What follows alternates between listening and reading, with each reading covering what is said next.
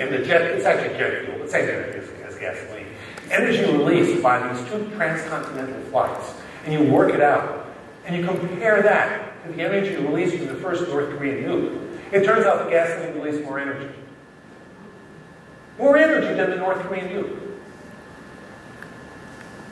Well, the North Korean nuke was kind of a fizzle, but it puts it in perspective, I think. Here's something I talk about. I talk about the linear hypothesis, radioactivity. I lectured as a guest lecturer yesterday, entering lecture on radioactivity. And so, how did I handle that? I go in and I talk about radioactivity. The first thing I say is, by the way, you know your seats you're sitting on are all radioactive. You know that. It's done it, we know that. And then I say, hey, by the way, you know, so is your neighbor. And so are you. You're all radioactive. How dangerous is this? I don't think it's very dangerous. Here, my watch. I have a tritium watch. It is radioactive. It glows in the dark. But the tritium has such a short radiation that the radiation doesn't even get out, so my wrist is fine. And then I started talking about Fukushima. Now my approach to this is, whereas other people will start by talking about alpha, beta, and gamma rays, and talk about what is it, MEV, and go on in that path, I like to do it backwards. Let me start by scaring you. Your seats are radioactive. Then go on to talk about radiation in the environment, but quickly get to Fukushima. Because that's something they know about. It's been in the news. And I want to empower them. I want them to be the local expert on Fukushima. They will know more than anybody else they bump into. Well, they won't know anything more. They won't know politics. They'll know the technology. And we live in a technological world. A high-tech world. Not every issue, but boy, sure, a big fraction of them, maybe half of the big issues involve a technological component.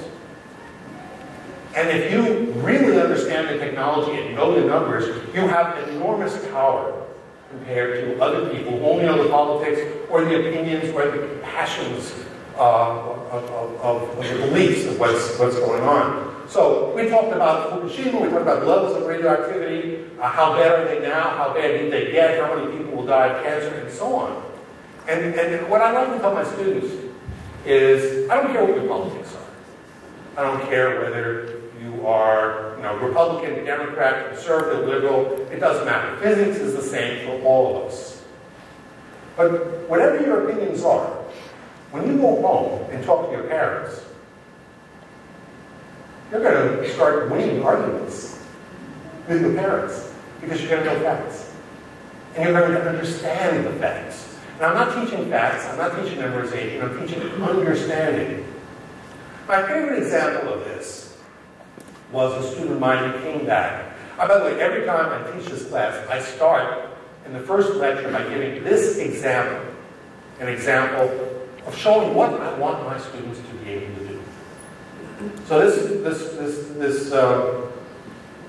the student came back, and she said to me that she had to see me. She came to find my office, come to see me. She had to tell me this great story. A week earlier, she had been invited to have dinner with her family, and they had invited over a physicist from Livermore who was working in the National Mission Facility. That's this big fusion project. And he was regaling them with stories about fusion. Now, she knew more about it than her parents, but certainly nowhere near what a real expert knows.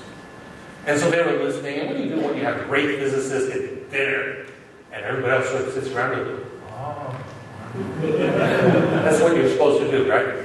And then he talked about fusion being the future power of the universe in the United States and so on. It was all good stuff. Then at the end, we were silence, because what can you say? So she said, I think that's really great. I think solar power also has a great future. And he, in his typical physicist's sophisticated response to being in a social situation, laughed. She said he snickered and said, if you want enough solar power for California, you'd have to plaster the whole state with solar cells. So what she said was, to me was, yeah, this number's wrong.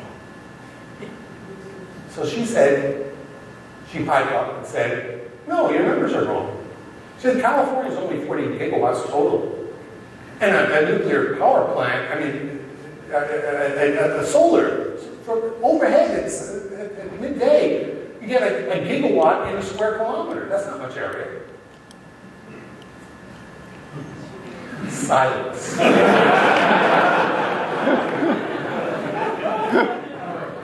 Finally, he said,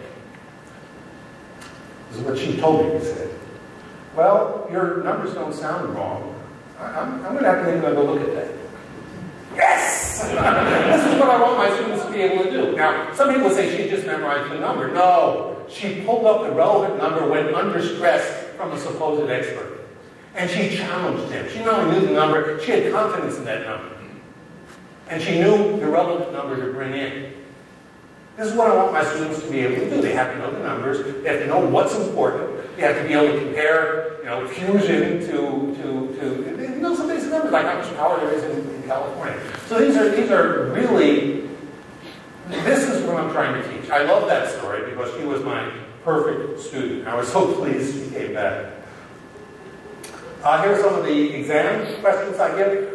Since I'm trying to teach understanding, what I do is I teach I have to give essays. And so here, terrorist nukes, write about terrorist nukes.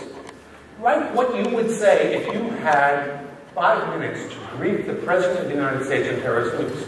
Write what you would say if your parents were really confused and you were going to tell them something about fluorescent light bulbs, the energy crisis. I want my students to be articulate on these issues. That means they have to know the numbers, the facts, they have to know what's relevant, they have to know the misinformation. I want to have some time for questions. I also give multiple choice questions. A lot of the multiple choice questions are, I had a reporter from the Chronicle come to do my class. I said, oh, you picked the wrong day, we're having an exam. I said, oh, can I see the exam? He looked at it and said, hey, should I do the multiple choice? Sure. He did it. And he handed it to the crowd. And he tied the lowest class and scored the class. Why? Because he had fallen for every little bit of misinformation, which is the most toxic of the following materials. Arsenic, Botox, something else, and then plutonium. Of course, he marked plutonium, not knowing that Botox per gram is over 1,000 times more toxic. So whereas in my teaching, I tried to undo misinformation as much as, and he fell for every little trap there. So these anecdotes, I told you about the first anecdote. I'll tell you the second one. This one I'm really proud of. And this was after we had taught, when I teach about nukes, I don't hide how nuclear weapons work. I teach how they work. Now, if you don't know how they work, it doesn't matter. I didn't know half of the stuff I teach until I started this class. But, so the anecdote came in, what happened is he came to me, I taught about Hiroshima and Nagasaki, and of course everyone wants to know, was it the right thing to do or was it a terrible thing to do? So I say, well, let me tell you the argument that people will say was the right thing to do. Now let me show you the argument that people say was the wrong thing to do. And you got to make up your own mind, because this isn't physics. This is ethics, and you have as much expertise in ethics as I have. So let's go on then. And this is issue after issue after issue. And at the end of the semester, the student comes up to me and says, may I ask you a personal question? I said, of course. I didn't promise I'd answer it. He said, what are your politics?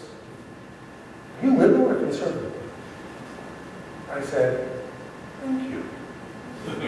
This is the greatest compliment I have had this year. That you can't tell. My goal is you can't tell. I don't want you to tell. I'm not going to answer your question. Because physics is independent. Physics is nonpartisan. And when I teach, I really try that. I don't want to. I have my own politics. I think I get confused because I keep on switching. But I don't want to teach those. That's not what I'm there for. Now, other people feel differently. Alex Filipino, for example, because quite frankly, one of his goals in teaching his class is to make sure the students vote the right way. And he and I couldn't disagree more on that issue. Okay, last anecdote there. Oh, this is Alex Mack, who won the Dradi Award. It was called the Dradi Award back then, best student athlete in the country. And he's the one who said, oh yeah, I like physics. and the Alumni Association invited him, and they invited me too. And here's the president of the Alumni Association, here's me, and here's Alex. And the president of the Alumni Association came to the dinner and said, so Alex, I understand you took Professor Muller's course over here. He said, yes, sir. Very well trained. Athletes are very well trained. Yes, sir. And they said, so, do you remember anything from that class? What do you remember? And Alex looks at him, he looks at me, and he says, well, sir, that glass of wine that you're drinking is radioactive.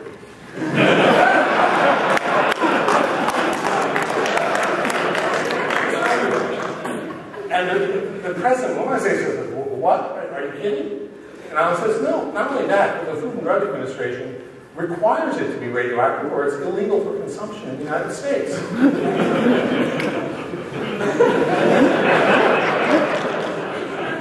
what the president says, you're kidding, you must be kidding. And Alex continues on, he says, no.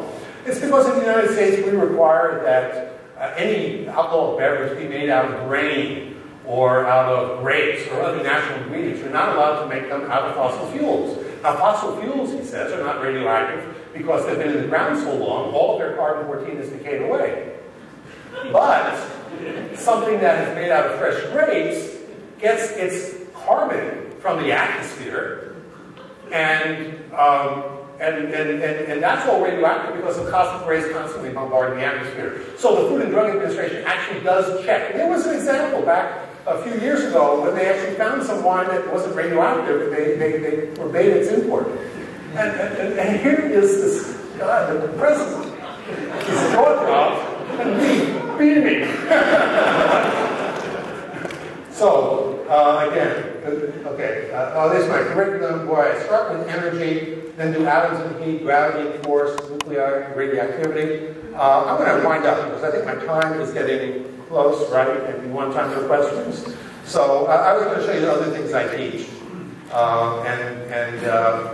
Pedagogy is, I interviewed all the students before the class. I said, what kind of homework do you like to get?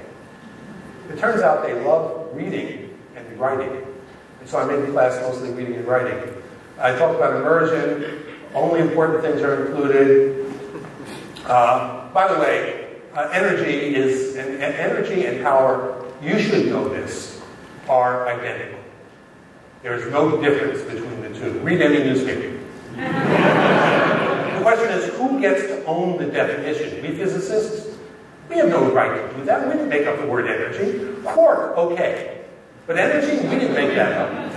So what we do is we define it in a specialized way that makes it really useful when talking to other physicists. But don't go around correcting people that they misuse it.